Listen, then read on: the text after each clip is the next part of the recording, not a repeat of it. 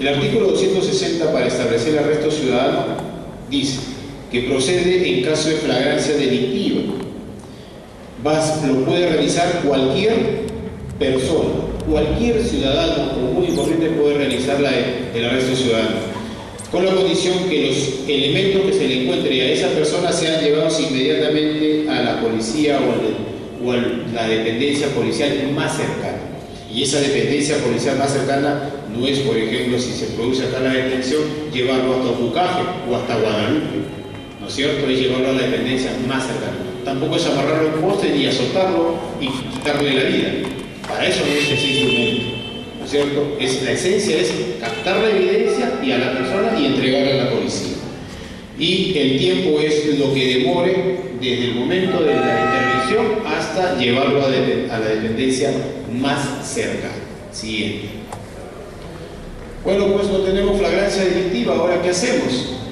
Hay que recurrir al otro supuesto constitucional, que hay que obtener un mandato del juez por escrito, ¿no es cierto?, para que se le detenga a esta persona. Y ese instrumento no es otra cosa que el siguiente, lo que es la detención preliminar.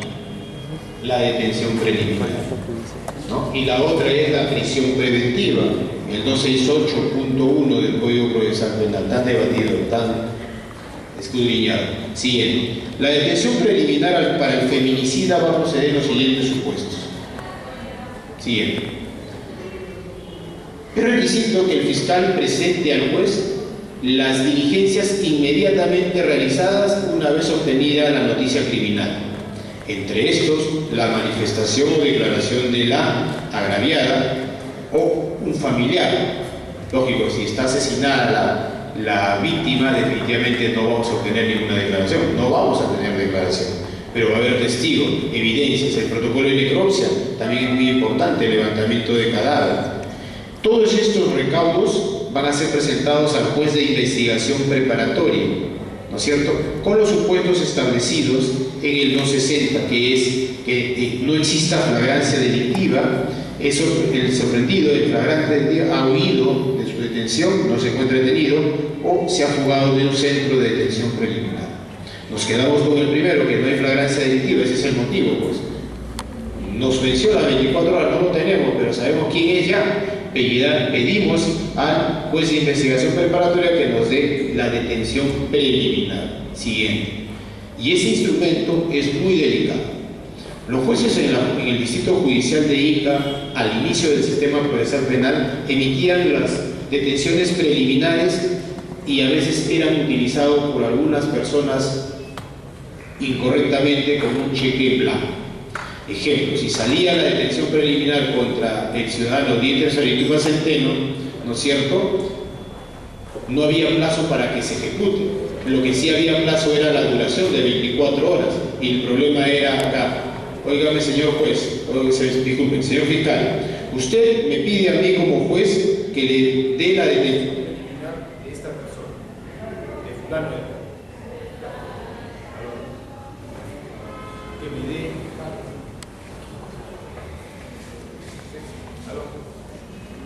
que me dé la detención preliminar de esta persona. Y yo le pregunto a usted, ¿por qué me lo pidió hace 2 semanas? ¿Y dónde está esa persona? Espere, doctora, que voy a pedir un informe a la Policía Nacional. ¿Por qué motivo no lo detiene? Un momento. Si usted ha detenido como fiscal la detención preliminar de una persona, es porque ya está identificada, sabe dónde está. Lo que sucedía en la práctica es que ese instrumento dado por el juez, un mandato de detención preliminar, estaba siendo utilizado para ciertas actividades, como la extorsión, como situaciones que no contempla este código. Entonces, hoy en día, las detenciones preliminares son otorgadas por el juez con plazo. Esta orden tendrá validez en su expedición solo por 1 semana. Y vencida la semana, los 7 días, ya no tiene validez, caduca el instrumento de la detención. Y eso conlleva que el fiscal sea responsable con este instrumento tan delicado cuando se pide una investigación.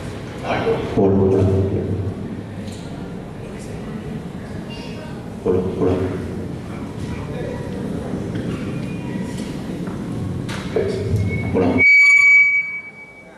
Aló. Ya. ¿Ok? Entonces, ¿y qué pasa cuando se detiene a esa persona por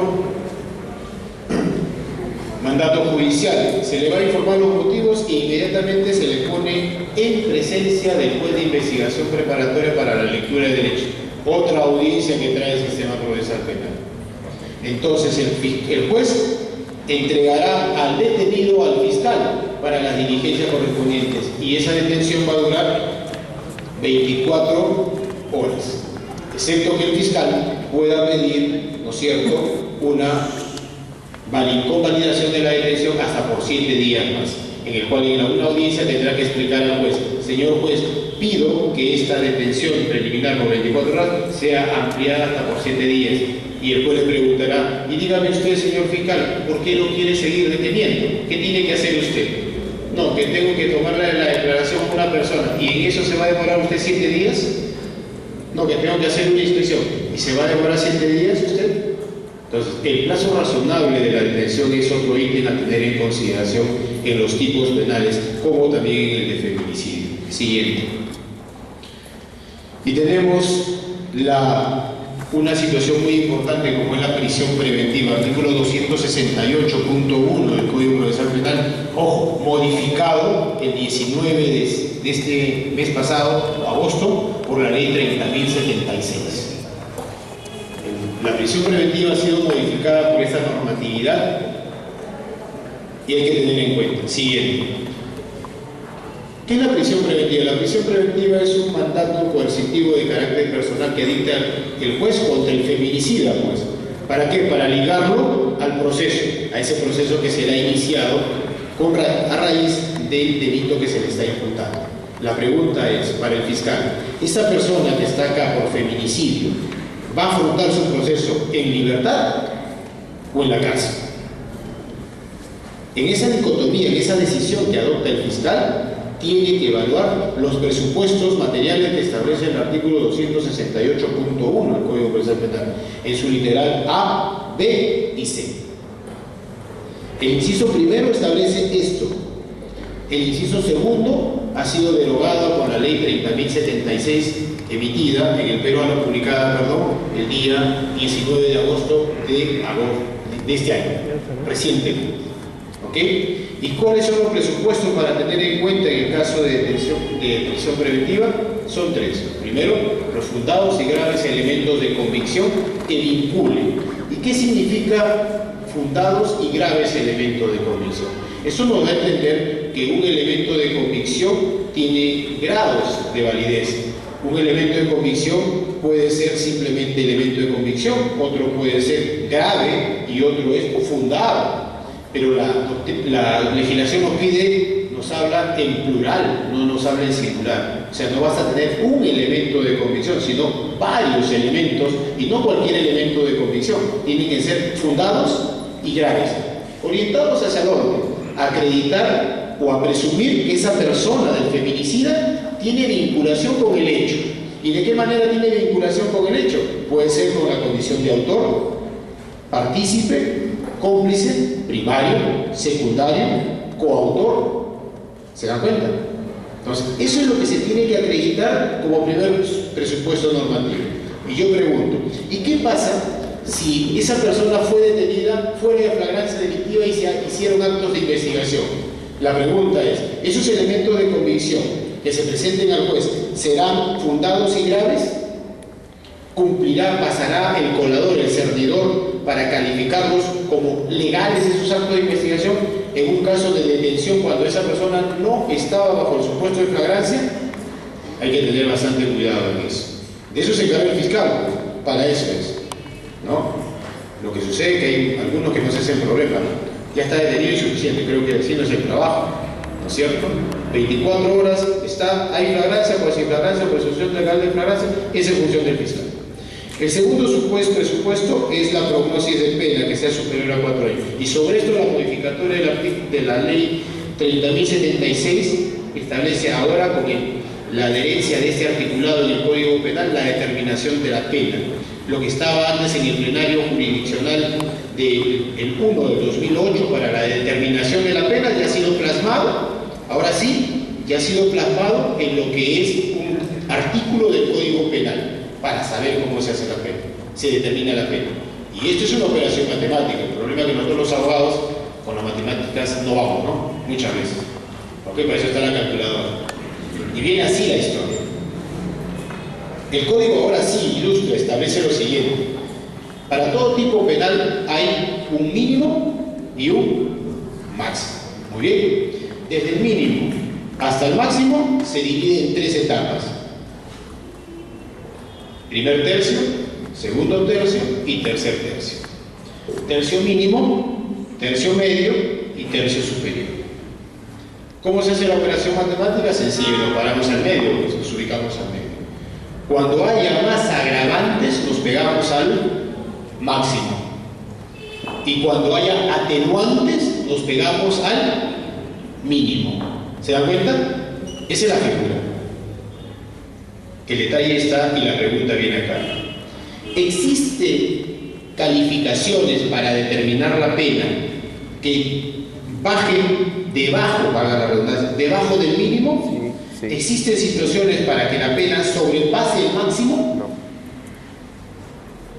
Sí. El ejemplo, situaciones para que sobrepase el máximo, la reincidencia y la habitualidad. Modificado también por el código, por la ley 30.076. ¿Cómo puede bajar por debajo del mínimo la pena? También hay. ¿No es cierto? ¿Qué situaciones tenemos? La confesión sincera. ¿Se dan cuenta? Entonces, ese es el mecanismo que tenemos. Y cuando hablamos de prognosis, estamos hablando si ese feminicida, de acuerdo a sus condiciones personales, a su situación social, a sus carencias sociales, si se tuviera que aplicar una pena, ¿en dónde nos ubicaríamos? ¿En el tercio medio, tercio inferior o tercio superior? Y ahí va a venir la progresión. El asunto es que el tipo penal es muy riguroso y las penas van desde 15 a 25 años. Entonces, ¿sobrepasarían los 4 años? Cuestión de análisis. Y la tercera es el peligro procesal, que tiene 2 vertientes, y quiero que se entienda así. Un caso de feminicidio o cualquier tipo penal materia bajo esta lupa puede tener la vertiente de peligro de fuga, que se escape, o peligro de obstaculización. Puede tener uno u otro, o ambos. Cuando se habla de peligro de fuga peligro procesal es peligro de fuga, se va, o peligro de obstaculización. Puede haber uno u otro, o ambos a la vez en el caso. ¿No es cierto? El peligro de fuga va a estar basado en que no tenga arraigo, no tenga situaciones, condiciones para que esté pegado al proceso y se pueda eludir la administración de justicia. Y la obstaculización es que puede interferir con los órganos a actuarse, con los testigos, influir sobre ellos, etcétera, etcétera. Sobre esto está desarrollado el artículo 269 y 270 del Código Procesal Penal, también modificado con la ley 30.076. Esa ley prácticamente ha cambiado buena parte del Código Penal, Procesal Penal y de Ejecución Penal. Siguiente. Y ante esa situación, en caso de feminicidio, bueno, nos encontramos a las puertas de realizar el proceso penal. Y de las 7 clases de procesos que trae el sistema, el Código Procesal Penal, el proceso común es el que lidera las batallas, ¿no? Siguiente. El proceso común, como tenemos en sus 3 etapas, ¿correcto? La etapa de investigación preparatoria, el color verde. Este flujograma lo pueden obtener ustedes, seguramente, del Ministerio de Justicia. En la página web del Ministerio de Justicia está el flujograma del código. Es verde porque la finalidad es recopilar elementos de convicción, de imputación y de descargo de las partes. Tiene 2 fases, la de diligencias preliminares y la de formalización de investigación preparatoria.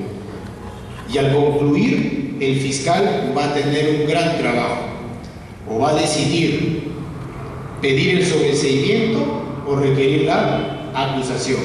Y para hacer eso se tiene que hacer algo, me parece mentira decirlo, todavía no se maneja muy bien, a casi 4 años del Código Procesal Penal en nuestro distrito judicial. Siguiente. ¿Cuál es? Estructurar nuestra teoría del caso. ¿Qué es una teoría del caso? Ya todos lo sabemos, ¿no? Es una hipótesis probable, una respuesta probable respecto a el hecho ilícito. Muy bien, pero toda hipótesis tiene que ser validada, ¿no es cierto? Tiene que ser sometida a una rigurosidad para ser demostrada. Y entonces, como es una teoría del caso, tenemos que estructurar. ¿Y cómo se estructura la teoría del caso? Ya todos sabemos, el problema es que no lo hacemos en la práctica. Siguiente. Tenemos 3 elementos o 3 ingredientes para estructurar nuestra teoría del caso. El elemento fáctico o los hechos, el elemento jurídico o el tipo penal y el respaldo probatorio o los medios de prueba. ¿Ok? Y esto es indispensable para estructurar una teoría del caso de imputación. ¿Ok? Pero miren pues lo que se enseña en doctrina, miren lo que colisiona con el código y se lo voy a demostrar hoy. ¿Ya? Vamos a hacer de la siguiente manera. Imagínense que la historia viene así. El día 30 de agosto del año 2012, ¿no es cierto? Adán visitó a Eva en su domicilio, son pareja, y tuvieron una discusión y Adán con un arma de fuego le dispara a Eva y la mata. Un arranque de cólera. Y esta persona es detenida. Muy bien, se hace toda la investigación, las pesquisas necesarias y vamos a estructurar nuestra teoría del caso. ¿Manejamos el tipo penal correctamente? Muy bien. Los elementos constitutivos del tipo es un delito culposo o doloso, eminentemente doloso, ¿no es cierto? ¿Tiene que tener algún elemento característico el sujeto activo? Sí, sí tiene que tener un elemento. Conviviente, exconviviente, pareja actual, ¿correcto? Hijos en común. Muy bien. Entonces, para estructurar vamos a llevar los hechos a una narrativa que tenga un inicio, un final. Y más o menos va a ser así. El día 30 de agosto del año 2012, siendo aproximadamente las 8 de la noche, en circunstancias que Adán llegaba a su casa, sostiene una discusión con Eva en su domicilio convivencial en la dirección la calle San Martín, número 300 Ica. Muy bien, en esas circunstancias Adán saca su arma de fuego consistente en una pistola Glock, 9 milímetros, cañón corto, y procede a efectuar 2 disparos a su conviviente, y lo cual le impacta uno en la frente y otro en el pecho, ocasionándole la muerte. Muy bien, ya tenemos la historia pues, ¿no es cierto? Muy bien, esa historia tiene un inicio, tiene un fin, y lo vamos a dividir en hechos. Hecho 1, el día tal, hecho 2, hecho 3. Y hay que identificar los hechos jurídicamente relevantes, y esos hechos jurídicamente relevantes van a tener que ver con el segundo elemento. ¿Cuál es? El tipo penal. Yo pregunto, ¿sería un hecho jurídicamente relevante que Adán llegó a las 8 de la noche? ¿Sería un hecho jurídicamente relevante que Adán es conviviente de Eva? Sí. ¿No es cierto? ¿Por qué? Porque es hecho jurídicamente relevante, es un elemento constitutivo del tipo penal. Si el tipo penal de feminicidio trae 10 elementos constitutivos del tipo, esos 10 son hechos jurídicamente relevantes. ¿Entendimos? Muy bien. Ya tenemos 2 clases de hechos, el hecho común y el hecho jurídicamente relevante. El hecho jurídicamente relevante es igual al elemento constitutivo del tipo. Muy bien. Pero ahí no queda el asunto. Ahora hay que darle su respaldo probatorio. Y pregunto, ¿cómo prueban ustedes el hecho jurídicamente relevante que Adán era conviviente de Eva? ¿Cómo lo acreditan? ¿Con qué? Partida de nacimiento de Caín, ¿no es cierto? De su hijo Caín, en el cual establece que son convivientes. una declaración de un testigo, de los padres de la víctima quizás. ¿Se dan cuenta? Que él la mató, ¿no es cierto? Una pericia de absorción atómica, ¿no es cierto? Que tiene los tres elementos, los tres cationes, plomo, bario y antimonio, compatibles con la deflagración de pólvora a raíz de un disparo, en sus diversas concentraciones. Muy bien, tenemos el hecho jurídicamente relevante, el tipo penal y la base probatoria, lo que se va a ofrecer. Solo así van a estructurar su teoría del caso. Bueno, esto es lo que nos enseñan, pues, ¿no?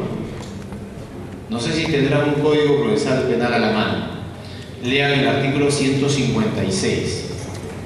Y miren, cuando habla de objeto de prueba, miren que no solamente el hecho, tipo penal y la prueba está relacionada a identificar al autor, al homicida, al feminicida. El artículo 156 del Código Procesal Penal nos dice: es objeto de prueba los hechos, la pena y la reparación civil. Y yo pregunto, en esta teoría del caso, ¿dónde está la pena?